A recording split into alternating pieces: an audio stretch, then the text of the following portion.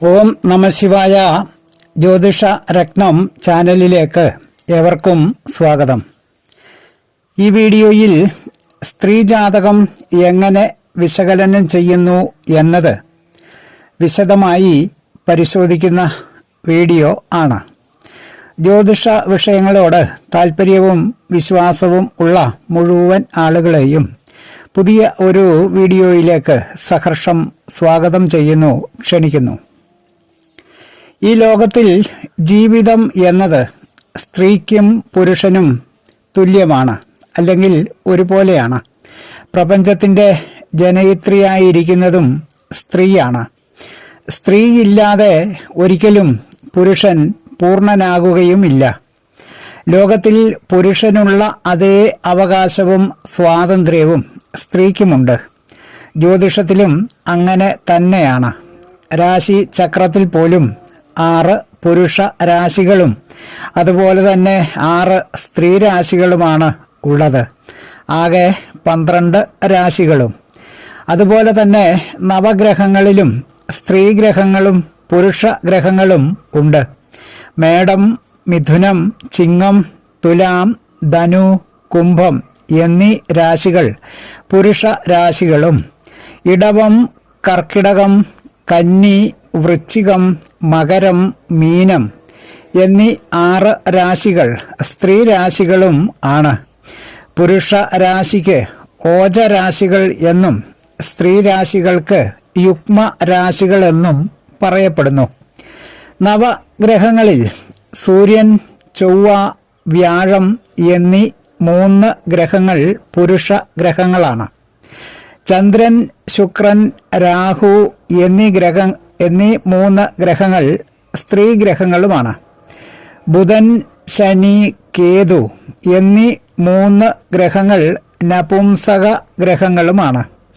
സ്ത്രീകളെ സംബന്ധിച്ച് അവരുടെ ജീവിതത്തിലെ ഏറ്റവും പ്രധാനപ്പെട്ട കാര്യങ്ങളായി പരിഗണിക്കപ്പെടുന്നത് അവരുടെ വിവാഹം, ദാമ്പത്യ ജീവിതം, ഭർത്താവിൻ്റെ സ്ഥിതി, സന്താനലാഭം, ദീർഘമംഗല്യയോഗം ഇവയൊക്കെയാണ്. സ്ത്രീകളുടെ വിഷയങ്ങൾ പ്രത്യേകമായി പരിശോധിക്കപ്പെടുമ്പോൾ ലഗ്നത്തെ കൊണ്ടും ചന്ദ്രനെ കൊണ്ടും സ്ത്രീകളുടെ ശരീരത്തെ സംബന്ധിച്ചും അവരുടെ സൗന്ദര്യത്തെ സംബന്ധിച്ചും സ്വഭാവ വിശേഷങ്ങളെ സംബന്ധിച്ചും വിലയിരുത്തുന്നു. സ്ത്രീജാതകത്തിലെ 7ാം ഭാവം കൊണ്ട് അവരുടെ ഭർത്താവിൻ്റെ ഗുണങ്ങളും ദോഷങ്ങളും പരിശോധിക്കപ്പെടുന്നു.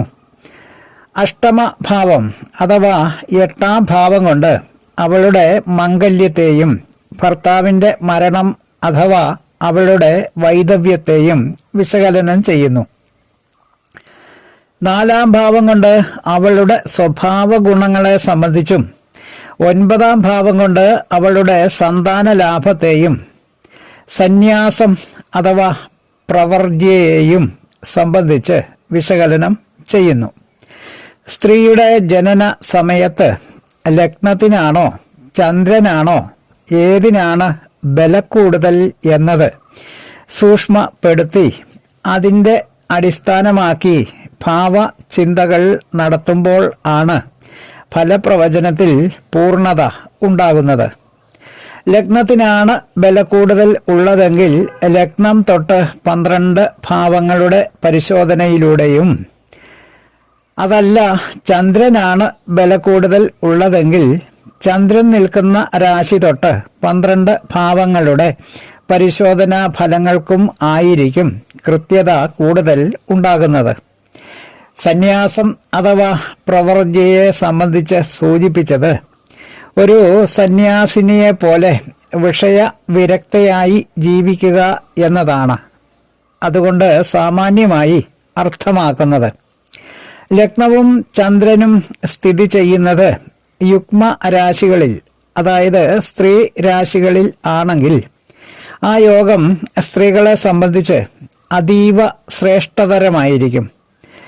അതിന് നേരെ വിപരീതമായി ലഗ്നവും ചന്ദ്രനും സ്ഥിതി ചെയ്യുന്നത് ഓജരാശികളിൽ അഥവാ പുരുഷ രാശികളിൽ ആണെങ്കിൽ അവൾ ഒരു പുരുഷപ്രകൃതം ഉള്ളവളും നല്ല തൻ്റെട സ്വഭാവത്തിന് ഉടമയും ആയിരിക്കും. ഇങ്ങനെയുള്ള ജാതകർക്ക് ലഗ്നവും ചന്ദ്രനും സ്ഥിതി ചെയ്യുന്ന ഭാവങ്ങൾക്ക് പാപഗ്രഹയോഗം കൂടി സംഭവിച്ചു എന്ന് വന്നാൽ ഏത് ദുഷ്പ്രവൃത്തികളും ചെയ്യാൻ യാതൊരു മടിയും ഇല്ലാത്തവളും ആയിരിക്കും ഈ ജാതക. ഇതിൽ ഒന്ന് യുഗ്മ രാശിയും ഒന്ന് ഓജരാശിയും ആയിരുന്നാൽ, അതായത് ലഗ്നവും ചന്ദ്രലഗ്നവും, ജാതക സമ്മിശ്ര സ്വഭാവം പ്രകടമാക്കുകയും ചെയ്യും.